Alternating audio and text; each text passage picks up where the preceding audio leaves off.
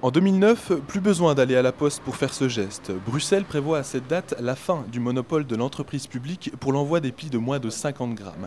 C'est pour éviter ça que les syndicats se sont mobilisés lundi matin. Pour eux, un système libéralisé ne marche pas. Oui, nous avons des exemples, de bons exemples, mais dans la pratique très mauvais. C'est la Suède qui est libéralisée depuis 1994, où pour recevoir son paquet au domicile, vous devez payer une surtaxe. Chez les postiers, on s'inquiète des conséquences qu'une telle mesure peut avoir au plan national. Soit on garde un petit bout de poste qui coûtera très très cher au contribuable français, puisqu'il sera obligé lui de financer à 100%. Soit il n'y aura plus de poste du tout pour les gens qui seront reculés, sans compter l'augmentation du timbre, les pertes d'emplois, etc., etc.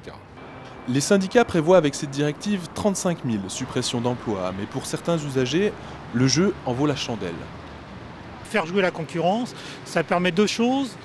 D'une part, de lever la qualité des prestations en général, puisque la concurrence est source de challenge. Et la deuxième chose, de maintenir ou de faire baisser les prix. Malgré une position rassurante du ministre de l'Industrie, François Loss, les syndicats ont prévenu. De nouvelles grèves sont à prévoir pour la distribution du courrier.